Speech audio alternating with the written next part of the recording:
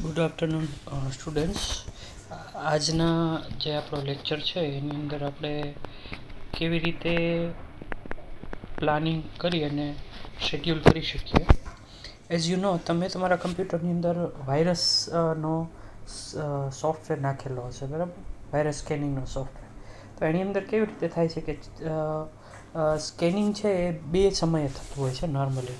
જ્યારે તમે કોઈ ડિવાઇસ છે એ ડિવાઇસને કમ્પ્યુટરમાં અટેચ કરો ત્યારે, અથવા તો કોઈ પણ કોમ્પ્યુટરમાં વાયરસ મેલવેર ડિટેક્ટ થાય ત્યારે, આ બે સમયે. અને ત્રીજું કે એને તમે નક્કી કરેલા વીકલી, મંથલી, ડેઇલી નક્કી કરેલા સમયે એ રન થતું હોય છે.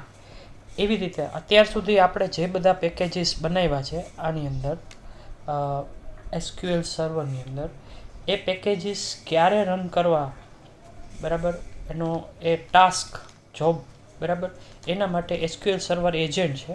અને એની અંદર તમે જોઈ શકો છો આ બધા અલગ અલગ એની અંદર સોફ્ટવેર ને એ બધું છે. તો એને આપણે રન કરીને જોઈએ, બરાબર છે. હવે આપણે એ જોઈએ કે આની અંદર બે પ્રકારના જે પ્રકારો આપણે જોયા હતા, એમાં આપણે અત્યારે SQL સર્વર એજન્ટનું કામ શું છે, એ SSISનું જ પેકેજ જે છે એને રન કરવા માટે ઉપયોગી છે, બરાબર. અને કોઈ પણ યુઝરને એમાં ઇન્વોલ્વ થવાની જરૂર રહેતી નથી. એને તમે શેડ્યુલમાં મૂકી દો, એ સમયે એ રન થશે, બરાબર. અને એ બેકગ્રાઉન્ડ પ્રોસેસ ટૂલ તરીકે વર્ક કરશે, બરાબર છે. અને એને ઓટોમેટિક ટાસ્ક જ્યારે આપણે કરવાનું હોય ત્યારે આપણે આનો યુઝ કરીશું, બરાબર. એને હવે આપણે આ જુઓ, આ સ્ક્રીનની અંદર ઓબ્જેક્ટ એક્સપ્લોરરમાં તમે જોઈ શકો છો ઇન્ટિગ્રેશન સર્વિસ કેટેલોગ્સ છે, બરાબર. અને એની અંદર SSDB છે, એની અંદર માઇક્રોસોફ્ટ ડેવલપમેન્ટ પ્રોજેક્ટ્સ છે, અને એમાં પેકેજીસમાં પ્રોજેક્ટ આપણે જોઈ શકો છો, બરાબર, કે આ પેકેજ આપણે રન થઈ શકે છે, બરાબર. અને એની નીચે જે છે એ SQL સર્વર એજન્ટ છે. સો એ જે પેકેજ છે એનું એક્સટેન્શન શું હોય છે, DTSX હોય છે. અને SQL સર્વર એજન્ટને એ ઓટોમેટિકલી રન કરે છે, બરાબર. હવે આપણે જે પેકેજ ઓલરેડી બનાવેલા છે, ક્રિએટ કરાવેલા હોય, એ પેકેજને આપણે શેડ્યુલ કરવા માટે આપણે in order to schedule a job, SQL Server agent open SQL Server, right click on jobs and create new job. From module opens and enter job name. અહીંયા તમારે જોબનું નામ એન્ટર કરવાનું છે, બરાબર. આ તમે જોઈ શકો છો, બરાબર. અને હવે આની અંદર now in the same form, if you see left hand side there is a menu, બરાબર. એ મેનુ તમને જોવા મળે છે. અને એની અંદર તમારે સ્ટેપ સિલેક્ટ કરવાના છે, ક્લિક ઓન ન્યૂ જોબ વગેરે, બરાબર. આ બધું અહીંયા here we need to specify what task we want to schedule. આપણે કયું ટાસ્ક શેડ્યુલ કરવું છે એ અહીંયા આપણે લખવાનું આવે છે.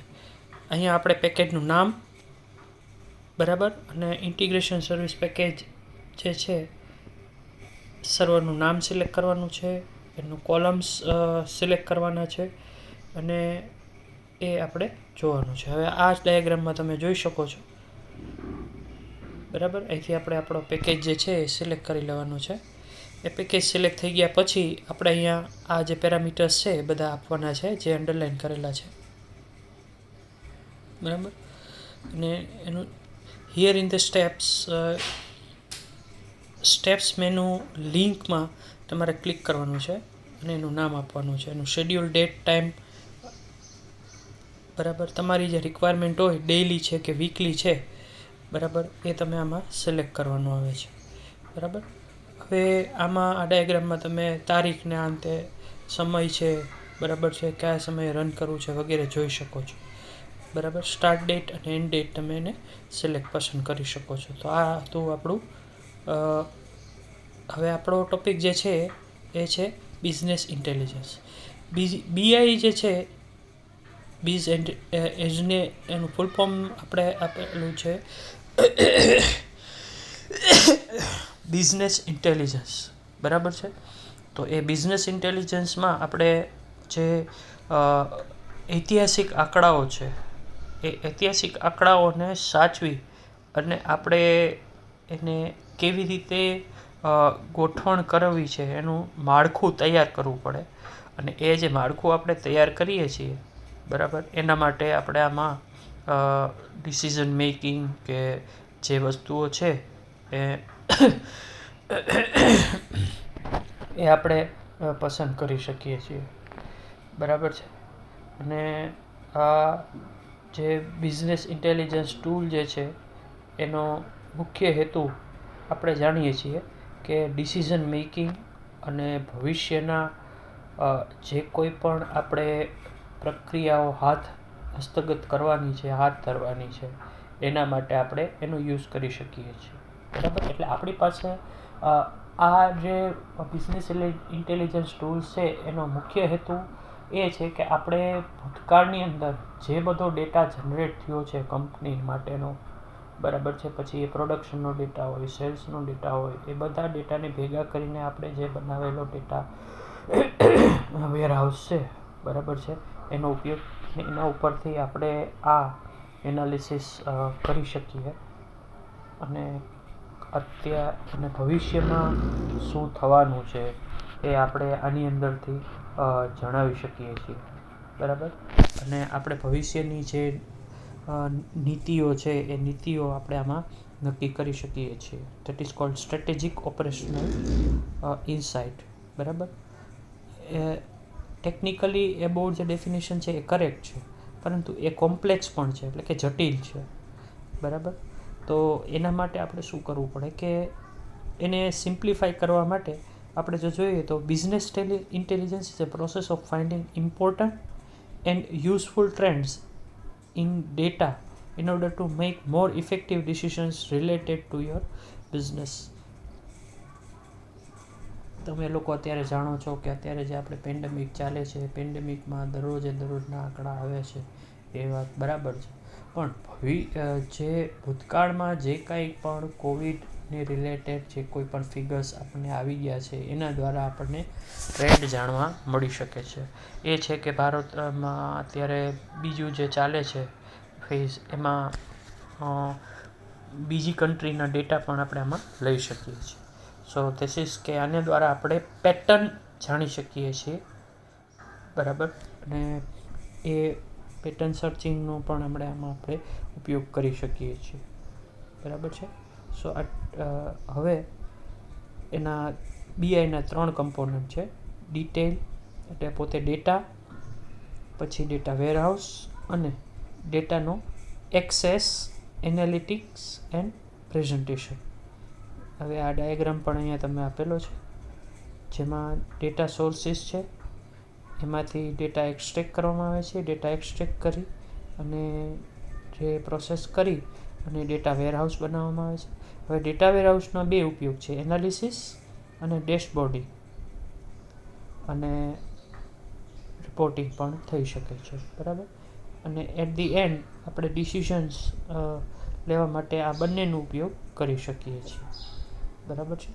તો અને એના દ્વારા આપણે રિપોર્ટ્સ પણ બનાવી શકીએ. તમે ક્રિસ્ટલ રિપોર્ટ C# યુઝ કર્યો હશે, તો એના દ્વારા આપણે બનાવી શકીએ છીએ. The first component is the data itself. આની અંદર આપણે કોઈ મોડિફિકેશન ડેટામાં નથી કરવાનું હોતું. બરાબર છે. એ યર હોઈ શકે છે, કીવર્ડ્સ હોઈ શકે છે, એડવર્ટાઇઝિંગ પ્રોગ્રામ હોય, સેલરી હોય, ટેબલ્સ. બરાબર. આ બધું ઘણું બધું આમાં આપણે લઈ શકીએ છીએ. બરાબર છે. નેચર, પ્રોફિટ અને લોસ સ્ટેટમેન્ટ છે, એકાઉન્ટિંગ, ટૂંકમાં દરેક પ્રકારનો ડેટા કંપનીને રિલેટેડ. પછી એ સેલ્સનો હોઈ શકે, પ્રોડક્શનનો હોઈ શકે, કે હાજરીનો હોઈ શકે, ગમે તે હોઈ શકે છે. બરાબર છે. તો એ બધો અલગ અલગ ઘણા બધા ડેટાબેઝીસ હોય છે.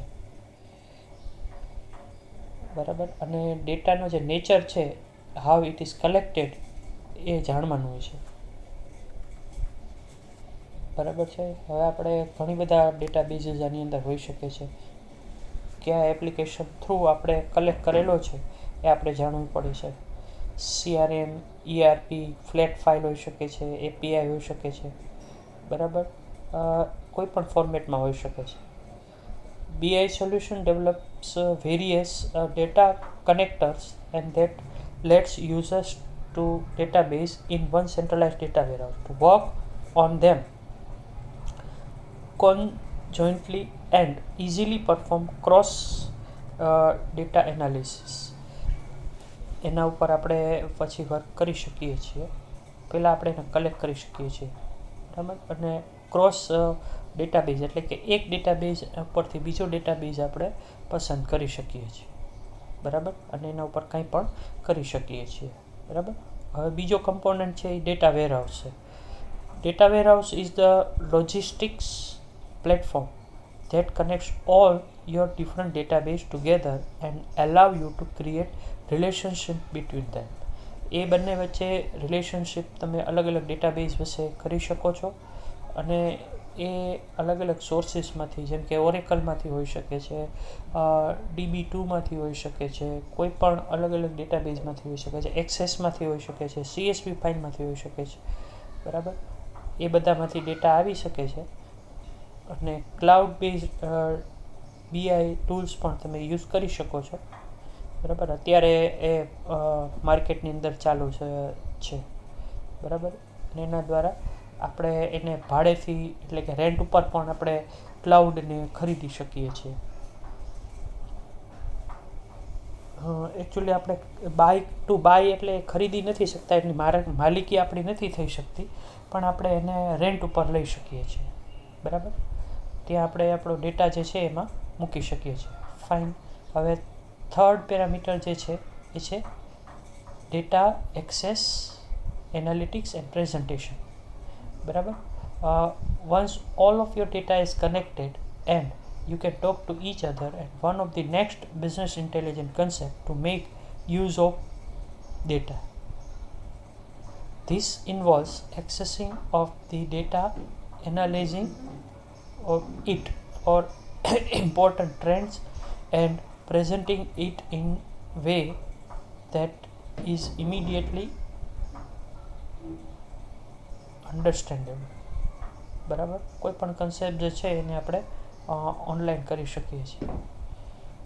એટલે આ બધા જે વસ્તુઓ છે, આ બધી જે વસ્તુઓ છે એ બધી વસ્તુઓને તમે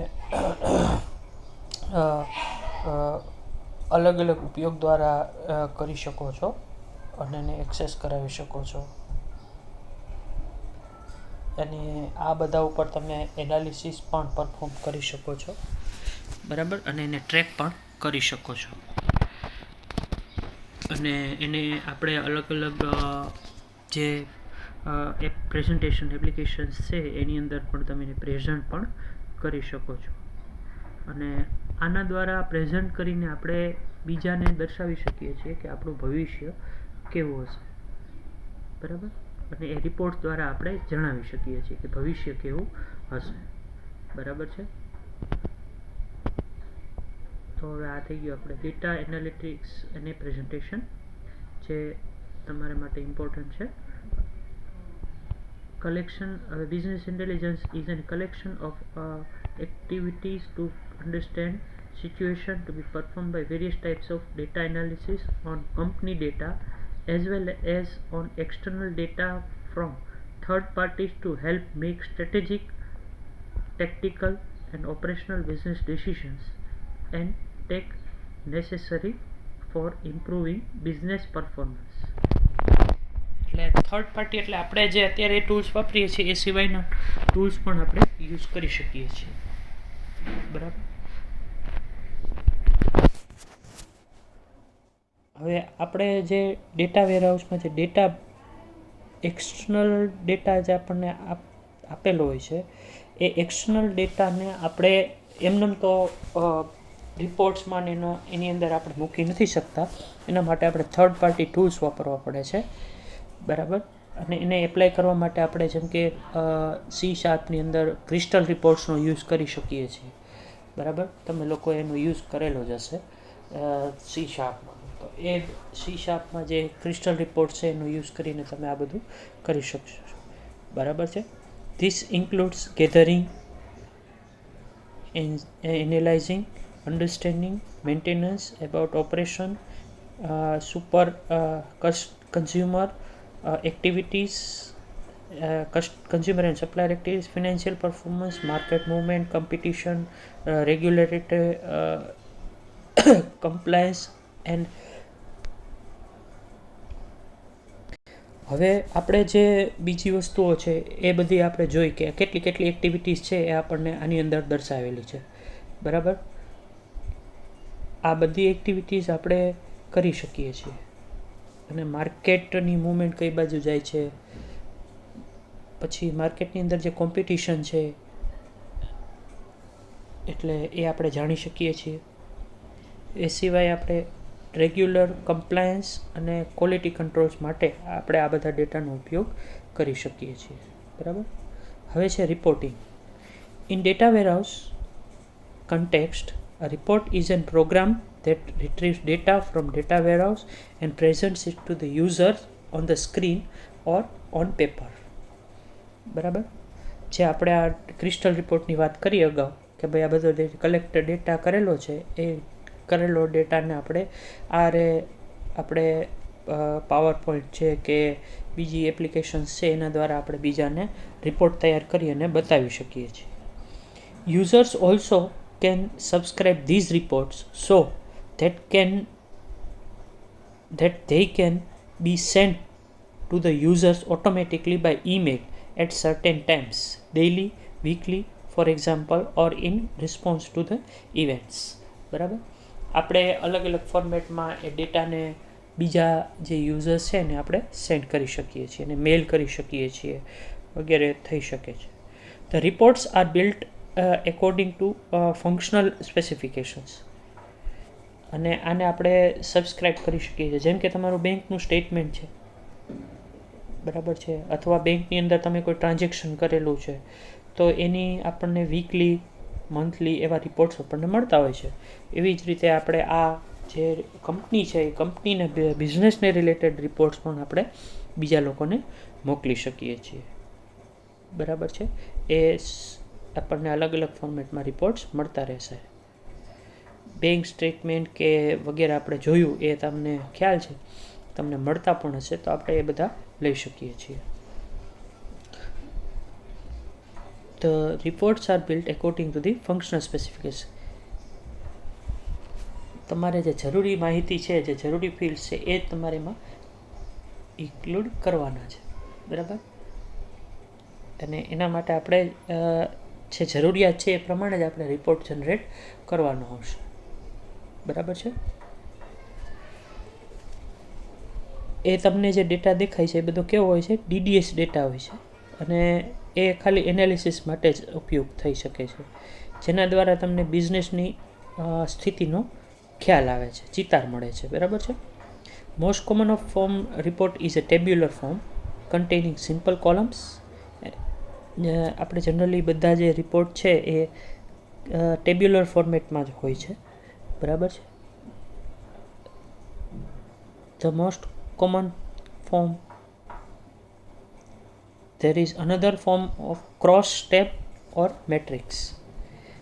અને તમે આપણે વાત થઈ છે એ મુજબ કે એક તમે બીજા જે રિપોર્ટ છે ને એક્સેલના પાઇવોટ ટેબલ્સનો યુઝ કરીને બનાવી શકો છો, બરાબર. અને એને તમે રો અને કોલમ એટ્રીબ્યુટને ધ્યાનમાં રાખી અને એને એરેન્જમેન્ટ કરી, ગોઠવણી કરી અને બનાવી શકો છો, બરાબર.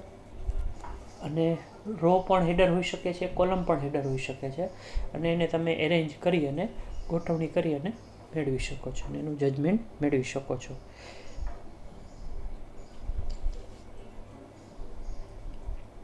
અને આ પ્રકારના રિપોર્ટ પણ હોઈ શકે છે, બરાબર છે. અને બિઝનેસ ડેટા પણ હોઈ શકે છે.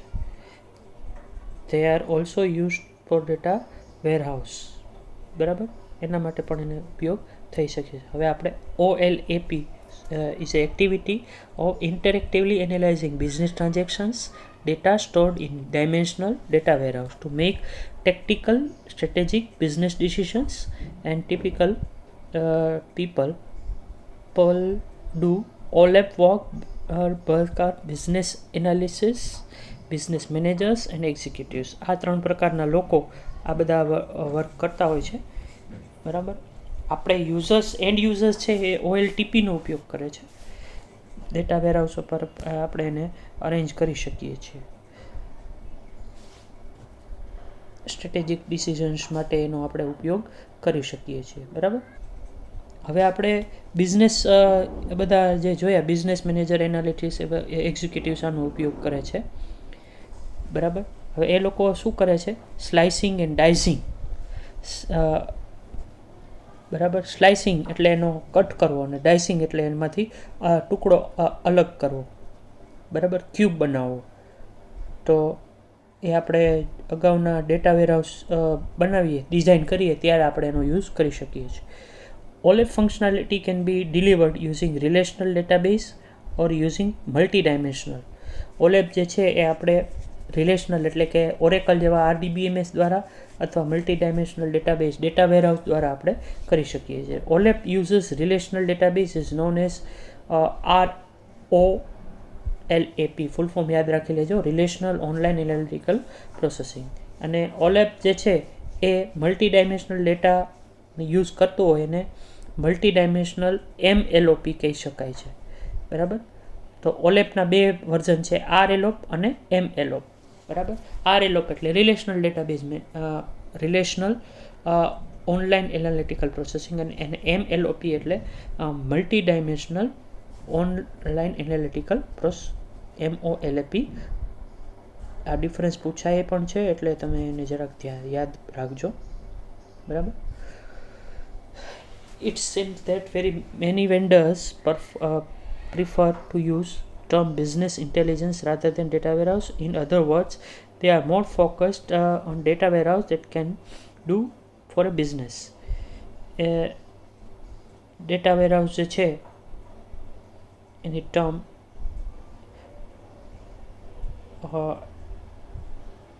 ડેટા વેરહાઉસની બદલે એ BIનો યુઝ કરે છે. So that is the purpose of data warehouse, to help business users understand there business better, to help and make better operational, tactical and strategic business decisions, and to help them improve business performance. અને એને business યુઝર્સને આપણે મદદરૂપ થઈ શકીએ એના માટે આપણે એનો ઉપયોગ કરી શકીએ છીએ. બરાબર. હવે ઘણી બધી કંપની છે બિઝનેસ ઇન્ટેલિજન્સ સિસ્ટમને હેલ્પ કરવા માટે, અન્ડરસ્ટેન્ડ કરવા માટે, બિઝનેસ પ્રોસેસ માટે આ ટૂલ્સનો, BI ટૂલ્સનો ઉપયોગ કરે છે. બરાબર. અને બિઝનેસ પરફોર્મન્સ માટે આપણે એનો યુઝ કરી શકીએ છીએ. બરાબર છે. અને ડેટા વેરહાઉસનો મુખ્ય ઉપયોગ આપણને ખબર છે, ઓપરેશનલ, ટેક્ટિકલ અને સ્ટ્રેટેજિક બિઝનેસ ડિસિઝન્સ માટે આપણે એનો યુઝ કરીએ છીએ વેરહાઉસનો. બરાબર. અને કંપની પોતે અને બિઝનેસ ઇન્ટેલિજન્સ ટૂલ પણ જાતે બનાવે છે, અને બિઝનેસને ઇમ્પ્રૂવ કરવા માટે, પરફોર્મન્સને સુધારવા માટે આપણે એનો ઉપયોગ કરી શકીએ છીએ. ઘણી કંપની છે બિઝનેસને, પ્રોસેસને સમજવા માટે પણ BI ટૂલ્સનો યુઝ થઈ શકે છે. બરાબર. ડિસિઝન્સ લેવા માટે, પછી એમાઉન્ટ ઓફ બિઝનેસ ડેટ એનું પરફોર્મન્સ ઇમ્પ્રૂવ કરવા માટે પણ આપણે એનો ઉપયોગ કરી શકીએ છીએ. This system helps business users to understand pattern of the business data and predict future behavior using data mining. And data mining enables the business to find certain patterns in the data and forecast the future values of the data. એટલે ભવિષ્ય data warehouse જે છે એ BIનો ઉપયોગ કરી અને data warehouse જે બનેલો છે એ બનેલા ડેટાબેઝ પર આપણે ડેટા માઇનિંગની પ્રોસેસ કરી અને આપણે ભવિષ્ય જે છે એ જાણી શકવાની કોશિશ કરી શકીએ છીએ. બિઝનેસ ભવિષ્યમાં શું બિહેવિયર કરશે, કેવું વર્તણૂક રહેશે બિઝનેસની, બરાબર, એ આપણે જાણી શકીએ છીએ. બરાબર છે. એ BI ટૂલ જે છે એનો ઉપયોગ આપણે કરી શકીએ છીએ.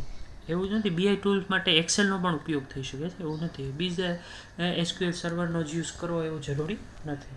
બરાબર. ફ્યુચરને આપણે પ્રેડિક્ટ કરી શકીએ છીએ. બરાબર. અને એનો ભવિષ્યની બિઝનેસ ગ્રોથ કેટલો થશે કે એ બધું આપણે પ્રેડિક્ટ કરી અને જાણી શકીએ છીએ. બરાબર. ભવિષ્યમાં આપણું પ્રોફિટ કેટલું હશે એ બધું આપણે આમાં બિઝનેસ ઇન્ટેલિજન્સ ટૂલનો યુઝ કરીને જાણી શકીએ છીએ. બરાબર. Almost every single aspect of business ઓપરેશનના now